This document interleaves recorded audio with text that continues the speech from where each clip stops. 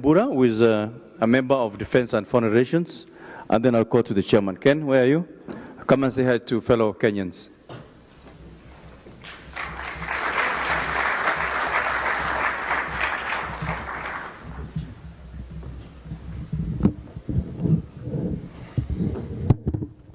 The Cabinet Secretary for ICT, Dr. Matiang'i, Ambassador Githinji, the Acting Consul General, and Kenya Private Sector CEO and members, fellow countrymen, good afternoon.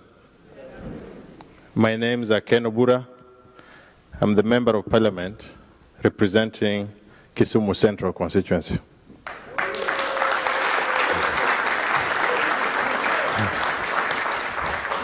Thank you. I must say that I'm very happy this afternoon to particularly meet my countrymen who are living and working in this great part of the world.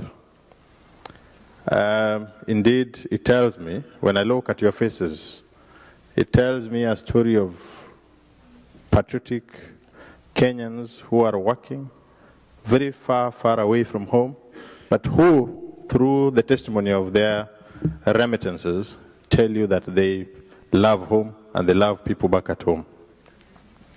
And no wonder, only last year alone, you are able to send 100 billion Kenya shillings home.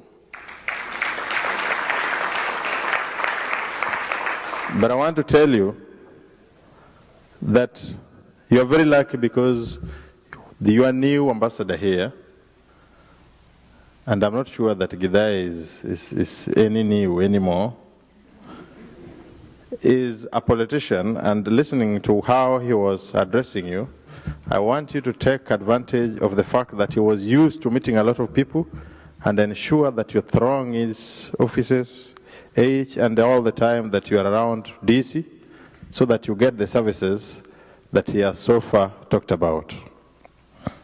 I had Ambassador Githinji say a lot of things, but I wanted to add a few that I believe will be of great help to this community. One, we do have the private sector here. We have the CEO, Caro is here. We have, that is the CEO of KEPSA. We also have the CEO of other big corporations in Kenya, like Bob Collymore here.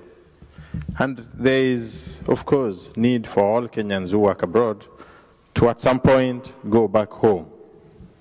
I wanted to ask Ambassador Githinji, who is here and is listening, that as one of the ways of helping our people here, when they want to return home, please get in touch with the CEOs of the big corporations and see how they can be placed so that they get a soft landing home for those who want to go home when they still have energy to work.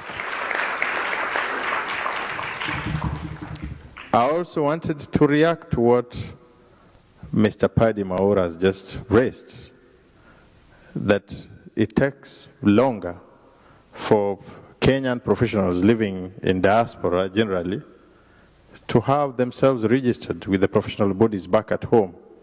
On this also, I would ask the ambassador to be the person, to be the liaison person, so that you don't have to do it yourself. I know there must be a good reason why this thing is being done. But if indeed you work out here and you are close to your mission here, and you don't avoid it like the professor was saying, then obviously if you have been practicing here for 25 years like Engineer Njoya, definitely the mission here would know you. And in fact, in my view, it should be up to them to recommend straight to those bodies so that it's a fairly easy affair. But I believe there is a good reason why they are practicing it. It's only that the good reason for practicing it has now blinded them to the extent that they no longer care really about who these other professionals are. I want to tell you that we do face a lot of challenges back at home. And a lot of you, of course, have already raised it. The biggest single challenge today we face in Kenya is insecurity, which, of course, emanates from this global menace called terrorism. Terrorism is a global challenge. It is not just peculiar to Kenya. The only thing that makes it much more felt in Kenya is the fact that we neighbor Somalia, which is the cradleland, so to speak, of these terrorists.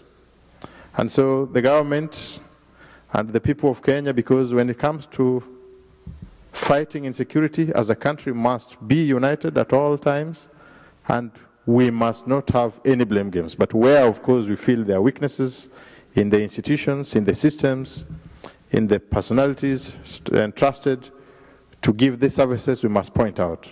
But we ask you to pray for our country and remain united as we face this global threat called terrorism. It's absolutely, absolutely important that we do that. The other one, of course, is corruption. And I'm happy you are in touch with the Kenyan news. You have seen the head of state, our president, now taking this menace head on. I'm happy that here you have been taught to work hard and to be honest. In Kenya, it is not necessarily so. Probably the richest people are not the most hardworking, and probably they are not the most honest. I am sure here it is the reverse of that. And the other thing that we need as a country is unity. We must be united as a country if we are to go far. In fact, on this, and I see a lot of young people here, I'm saying that there is commitment, particularly for the leadership today, and more so those of us who are now in positions of leadership, and particularly those who are born after Moi had been in power for some years, and those who are born after us, I can assure you, we are working so hard to unite the country because we don't know this thing called tribalism.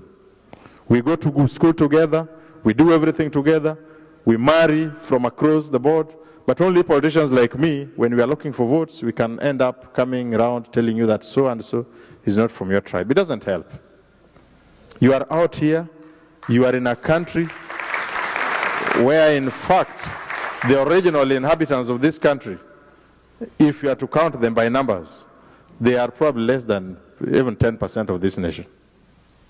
We have all people from all walks of life, and they're united for a cause and for a purpose. So I'm just happy also to meet Professor Ngugi Wa Thiong'o, whom I think gave a public lecture when I was still a student at the University of Nairobi, I think in the year 2005, with his dear wife. Professor, I salute you, your patriotism, your works. Despite the fact that you are here, we read all your articles all the time.